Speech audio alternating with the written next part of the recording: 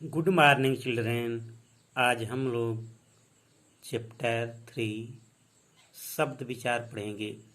शब्द विचार में शब्द के भेद। तो शब्द के भेद को 4 आधारों पर बांटा गया है। शब्द के भेद 4 आधार पर बांटे गए हैं। पहला है उत्पत्ति के आधार पर, दूसरा है रचना के आधार पर, और तीसरा है प्रयोग के आधार पर, चौथा है अर्थ के आधार पर। तो पहला था उत्पत्ति के आधार पर, जिसको हम लोग पढ़ चुके हैं। दूसरा देखिए रचना के आधार पर। रचना के आधार पर शब्दों को 3 भागों में बांटा गया है। शब्द के भेद में रचना के आधार पर शब्द को 3 भागों में बांटा गया है। पहला है रूढ़ शब्द। पहला क्या है? रूढ़ शब्द। ऐसे शब्द जिनके अर्थ परंपरा से चले आ रहे हैं तथा जिसके खंडों का कोई अर्थ नहीं होता, उन्हें रूढ़ शब्द कहते हैं। उदाहरण वृक्ष, तालाब, नारी, पुष्प आदि क्या है? रूढ़ शब्द है, जिसका खंड नहीं हो सकता है। ठीक। दूसरा है यौगिक शब्द। यौगिक 2 या 2 से अधिक शब्दों या शब्दांशों से बने 2 या 2 से अधिक शब्दों या शब्दांशों से बने शब्द यौगिक शब्द कहलाते हैं। 2 या 2 से अधिक शब्दों या शब्दांशों से बने शब्द यौगिक शब्द कहलाते हैं। उदाहरण देवालय। तो देवालय में क्या है? देव प्लस आलय, 2 शब्द है, देव और आलय। तो क्या हुआ? यौगिक शब्द हुआ।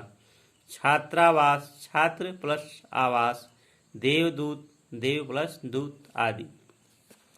देवालय शब्द देव तथा आलय और छात्रावास शब्द छात्र तथा आवास शब्दों के मेल से बने हैं, अतः ये यौगिक शब्द है।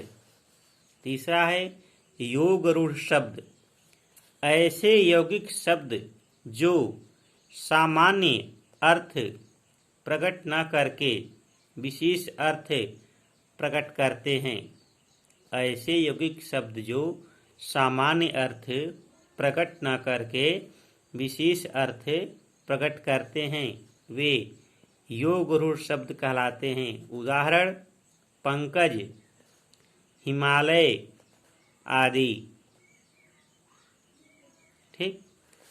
पंकज शब्द पंक तथा ज, हिमालय शब्द हिम तथा आलय, दशानन शब्द दस तथा आनन के मेल से बने हैं। किंतु कीचड़ में जन्म लेने वाली हर चीज पंकज नहीं होती। पंकज शब्द का अर्थ है कमल, पुष्प के लिए रूढ़ हो गया है। इसी प्रकार हिमालय एक पर्वत तथा दशानन शब्द एक व्यक्ति विशेष का नाम है, अतः ये योग रूढ़ शब्द हैं। तीसरा भेद देखिए, शब्द के तीसरा भेद है प्रयोग के आधार पर शब्द। प्रयोग के आधार पर शब्द। प्रयोग के आधार पर शब्दों को 2 भागों में बांटा गया है। प्रयोग के आधार पर शब्दों को 2 भागों में बांटा गया है। पहला है विकारी शब्द। विकारी, विकार का अर्थ है परिवर्तन। विकार का अर्थ है परिवर्तन। जिन शब्दों में लिंग, वचन, कारक अथवा काल के आधार पर रूपांतरण हो जाता है, उन्हें विकारी शब्द कहते हैं। विकार का अर्थ है परिवर्तन। जिन शब्दों में लिंग, वचन, कारक अथवा काल के आधार पर रूपांतरण हो जाता है, उन्हें विकारी शब्द कहते हैं। उदाहरण संज्ञा लड़का, लड़के, लड़कों, लड़की, लड़कियां क्या है? विकारी शब्द है। सर्वनाम मैं, मेरा, हम, मुझे। विशेषण पीला, पीली, पीले। क्रिया पढ़ता है, पढ़ते हैं, पढ़ती है, पढ़ता था। दूसरा है अविकारी शब्द।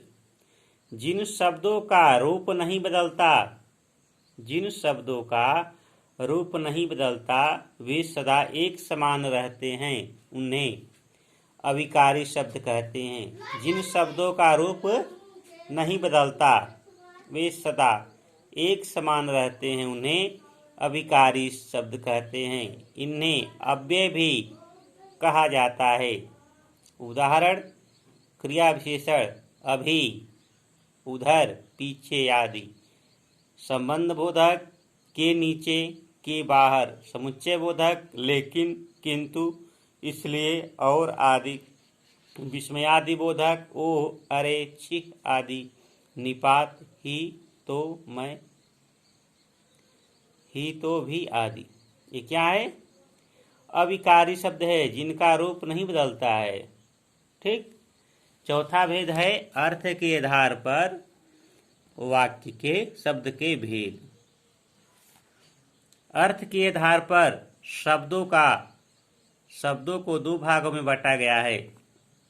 अर्थ के आधार पर शब्दों को दो भागों में बांटा गया है। पहला है सार्थक शब्द। जिन शब्दों का अपने आप में अर्थ होता है, जिन शब्दों का अपने आप में अर्थ होता है, अर्थात जिसका कोई अर्थ निकलता है, उसे सार्थक शब्द कहते हैं। उदाहरण सरोवर, क्षितिज, जानवर, विद्यालय आदि। इन शब्दों का एक निश्चित अर्थ निकल रहा है। सरोवर तालाब जहाँ पानी है, क्षितिज जानवर, विद्यालय आदि। सार्थक शब्दों के अंतर्गत एकार्थी, अनेकार्थी, विलोम, पर्यायवाची, समश्रुति, भिन्नार्थक आदि आते हैं। इनके बारे में अगले अध्याय में पढ़ेंगे। दूसरा है निरर्थक शब्द। जिन शब्दों का कोई अर्थ नहीं होता, जिन शब्दों का कोई अर्थ नहीं होता परंतु भाषा में इनका प्रयोग किया जाता है, वे निरर्थक शब्द कहलाते हैं।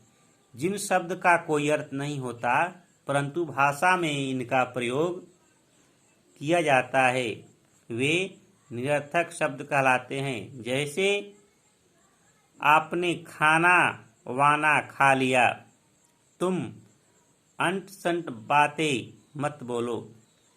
उपरोक्त वाक्यों में वाना तथा अंट संट निरर्थक शब्द है जो वाक्य रचना में सहायक होते हैं। कुछ निरर्थक शब्द इस प्रकार हैं, जैसे वाय, ओटी, वास्ता, वाणी आदि। ठीक।